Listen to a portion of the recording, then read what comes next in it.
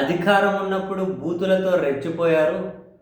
ఇప్పుడేమో తగిన ప్రతిఫలం అనుభవిస్తున్నారు అని వైఎస్ఆర్ కాంగ్రెస్ పార్టీకి సంబంధించిన సోషల్ మీడియాలో అండ్ వాళ్ళ కార్యకర్తలను, యాక్టివిస్టులను అరెస్ట్ చేస్తున్న వాళ్ళ అరెస్టును సమర్థించుకుంటూ ఇప్పుడు అధికార కూటమిలో ఉన్న వాళ్ళు కమెంట్లు చేస్తూ ఉన్నా, వాళ్ళు పోస్టులు పెడుతూ మాట్లాడుతూ ఉన్నా అండ్ వీళ్ళు కూడా అధికారం ఉంది అనే అండతోనే అలాంటిది అంటే దారుణమైన బూతుల ప్రయోగం. ఇక్కడ ఏంటి అంటే జగన్ గారు అధికారంలో ఉన్నప్పుడు కూడా ఇటు సైడ్ వాళ్ళు ఎంత దారుణమైన బూతులు మాట్లాడారో అందరికీ తెలుసు, అది వేరే విషయంలో అండి.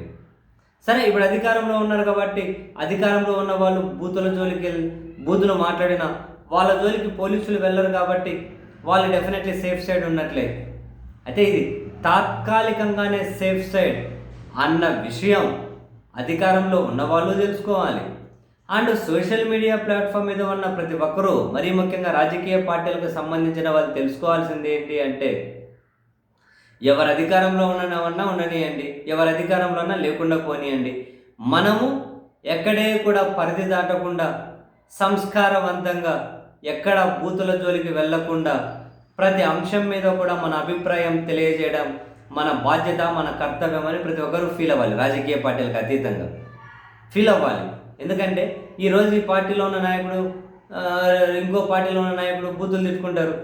వాళ్ళని చూసి కార్యకర్తలు కానీ అనుచరులు కానీ మీరు రెచ్చిపోయారు అనుకోండి, పైన వాళ్ళేమో కలుసుకుంటారు, కిందేమో మీరేమో కేసులు, కోర్టులు అవి ఇవి చుట్టూ ఏమంటారు నానా ఇబ్బందులు పడతారు. ఇవి చాలాసార్లు నిరూపితమైనవే. ఏముంది, ఒక నాయకుడు సింపుల్గా ఇంకా అధికారంలో పోగానే ఇంకో పార్టీలోకి మారిపోతాడు. అప్పుడు ఈ నాయకులు నమ్ముకొని బండబూతులు తిట్టుకున్న వాళ్ళు వాళ్ళేం కావాలి. సో మీకు ఇంకా ఎగ్జాంపుల్ కావాలి అంటే, ప్రస్తుతం గౌరవ డిప్యూటీ స్పీకర్గా ఉన్న రఘురామకృష్ణరాజు గారు అంతకుముందు తను ఎంపీగా మరి అప్పుడు రఘురామకృష్ణరాజు గారు అండ్ వైసీపీలో ముఖ్య నేతగా ఉన్న విజయసాయి రెడ్డి గారు వీళ్ళు తిట్టుకున్నంత మరొకరు తిట్టుకున్నారా? ఒక ఎగ్జాంపుల్ చెబుతూ ఉన్నా, వీళ్ళు తిట్టుకున్నంత మరొకరు తిట్టుకున్నారా? ఎంత దారుణంగా తిట్టుకున్నారు.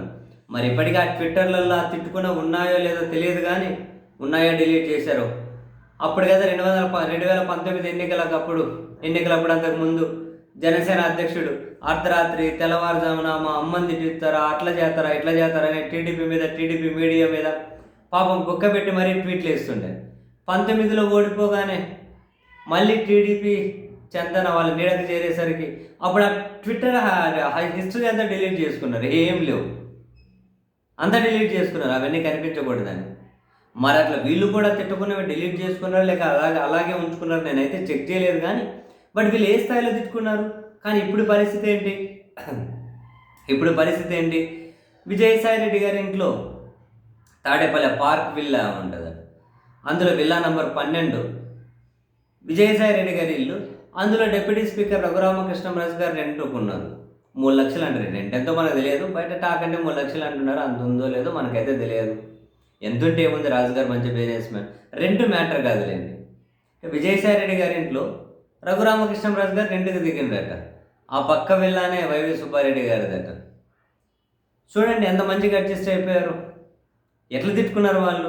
ఇప్పుడు విజయసాయి రెడ్డి గారు రాజుగారు రెంట్కి దిగారు. అంటే రెంట్కి దిగొద్దు అని కాదు, కలిసిపోవద్దు అని కాదు, మంచిదే, ఎవరితో ఏమి శత్రుత్వం అక్కర్లేదు. కానీ వీళ్ళను నమ్ముకొని ఒకరిని వ్యతిరేకించుకుంటూ ఒకరిని సమర్థించుకుంటూ బూతులు తిట్టుకుంటే వాళ్ళ పరిస్థితి ఏంటి? ఇప్పుడు వాళ్ళ పరిస్థితి ఏంటి? అదిగో కేసుల చుట్టూ వాటి చుట్టూ ఇటు చుట్టూ తిరుక్కుంటూ ఉండాల్సిన పరిస్థితి. వాళ్ళు ఏం కలిసిపోయారు. ఇది ఒక ఎగ్జాంపుల్ మాత్రమే. ఇట్లాంటి కోక్కోళ్ళు ఉంటాయి. ప్రతి దాన్ని కూడా ప్రశ్నించడం అనేది పౌరులుగా మన హక్కు, ఆ విధంగా ఉండాలి. అప్పుడే ప్రజాస్వామ్యం బలోపేతం అవుతుంది. ఆ ప్రశ్నించడం, లేకుంటే ప్రశంసించడం, లేదంటే విమర్శించడం, ఏదైనా కూడా పరిధి దాటి బయటకు పోనంత వరకే.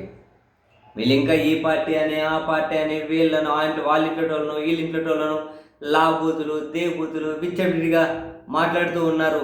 పైన నాయకులు ఏ విధంగా ఉన్నారో, ఏ విధంగా కలిసిపోతున్నారో, ఏ విధంగా పార్టీ జంపింగ్లు అయిపోతారో, ఏ విధంగా గోడ దూకుతారో, ఇవన్నీ చూస్తూ కూడా, ఇవన్నీ తెలుసుకుంటూ కూడా మీలో ఇంకా ఎవరైనా కనుక ఇంకొకరిని బూతులతో మాట్లాడుతున్నారు, ఇంకొకరి ఇంట్లో ఉన్న ఆడవాళ్ళను బూతులు తిడుతూ ఉన్నారు అని మీరు ఇంకా ఆ విధంగా ఆ పని చేస్తూ ఉంటే మీ అంత అమాయకులు ఇంకొకరు లేరు.